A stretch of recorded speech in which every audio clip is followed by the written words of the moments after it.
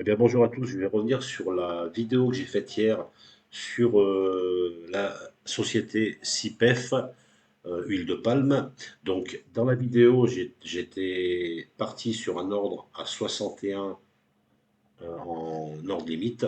Et en fait, après coup, j'ai remonté, après la vidéo, j'ai remonté mon ordre à 61,6. Donc, j'ai fait un ordre limite à 61,6. Et pour vous expliquer, pour bien vous expliquer comment fonctionne un ordre limite par rapport à un ordre au marché, voilà ce qui se passe. Donc, en mettant mon ordre à 61,6 ici, vous voyez qu'actuellement, bon, ben, j'ai l'ordre qui est toujours en cours. Et si je clique dessus, il me dit que j'ai réussi à acheter, donc sur les 100 euh, par demandé, il y en a 57 qui ont été exécutés et il m'en manque encore 43 qui sont encore dans le carnet d'ordre.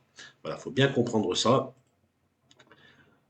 Voilà, donc là, vous voyez, donc à 16h21, j'en ai acheté 43. À 16h49, il y en a eu encore 14. Et là, il faut bien comprendre que on cherche les vendeurs. Là, pour bien vous expliquer, je mets un ordre limite à 61,6. Là, actuellement, ben, le titre vaut 61,6. C'est pas pour ça que je vais acheter directement. Même si le prix descend à 61,4 par exemple, ça va pas vendre, ou en tout cas ça va pas, je vais pas pouvoir acheter de façon automatique. Tant qu'il n'y a pas de vendeurs qui vendent à 61,6. C'est pour ça qu'il faut tout le temps regarder le carnet d'ordre. Et là, ce qu'on voit, c'est qu'actuellement, les vendeurs, ben, le vendeur le moins cher, on va dire, qui vend une quantité de 115 titres, lui s'est positionné à 61,8. Donc, ce qui veut dire que tant que on n'achète pas à 60, tant qu'il n'y a pas un vendeur qui vend en dessous, eh bien, vous voyez, là, moi, actuellement, 61,6, donc mes 43 parts sont ici. Donc, bien sûr, il y a d'autres personnes aussi qui sont avec moi. En fait, il y a 113 titres qui sont en attente d'être achetés à 61,6. Par contre, il n'y a pas de vendeur. Vous voyez. Et pourtant, le cours, vous voyez, là, il est actuellement à 61,5. Donc, il est en dessous de nous ce qu'on souhaite acheter, mais par contre, on attend les vendeurs. Voilà, l'ordre limite, c'est vraiment, il faut attendre qu'un vendeur vende au prix qu'on demande pour que la transaction puisse se faire. Mais, alors c'est vrai que le côté inconvénient, c'est que bon, on n'achète pas tout de suite. Voilà. Lorsqu'on passe un ordre au marché, bah, effectivement, vous achetez directement. Alors, prenons l'exemple. Admettons que là, je me dise, ah, je veux plus acheter en ordre limite, je souhaite acheter directement. Le prix actuellement, il est à 61,5. Je me dis, allez, je veux acheter 100 titres à 61,5. Donc, qu'est-ce qui va se passer à ce moment-là? Si je rentre mon ordre au marché 100 titres, est-ce qu'il va acheter à 61,5? Je vous pose la question. Bah, pas forcément. En fait, il va acheter, encore une fois, il faut aller voir le carnet d'ordre. Si vous passez un ordre au marché, alors l'ordre au marché sera prioritaire sur tous les autres ordres. Il est prioritaire sur les ordres limites, pas de problème, vous allez passer en premier.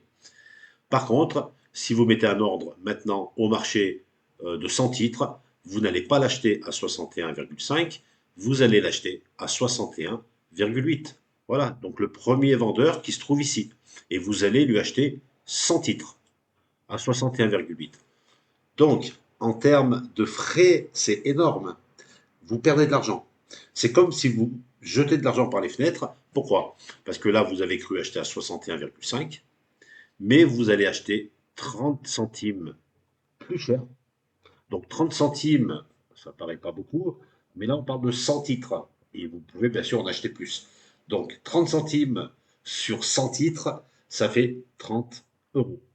Donc, en fait, là, vous perdez directement en achetant au marché 30 euros, bah, qui correspondent, là, moi, les 30 euros, je suis désolé, je ne veux pas les perdre, parce que déjà, je fais attention aux frais de transaction, tout est assez cher. Si en plus je perds 30 euros juste parce que j'ai envie d'acheter rapidement, ça ne m'intéresse pas.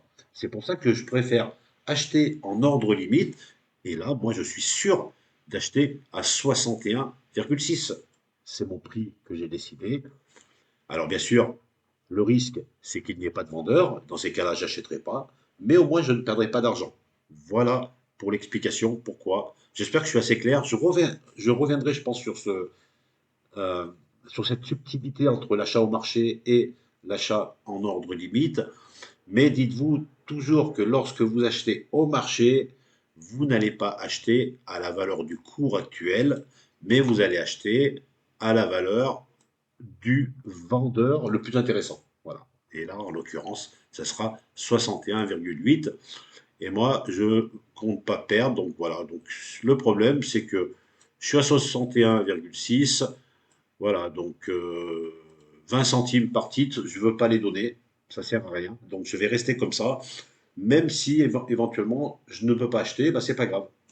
Prenez l'habitude d'utiliser l'achat en ordre limite pour maîtriser le prix d'achat. Un investisseur doit vérifier les frais de transaction, mais doit aussi faire en sorte d'utiliser les bons ordres pour pouvoir dépenser le moins d'argent. Sinon, ça va vite, hein. Imaginez que vous ne faites pas attention, vous êtes à 61,5, le premier vendeur, là, il serait à 62 ou 62,8. Ah ben, là, vous perdez pratiquement 1,30 $ par action. 1,30 $ multiplié par 100. Faites le calcul. Vous perdez de l'argent.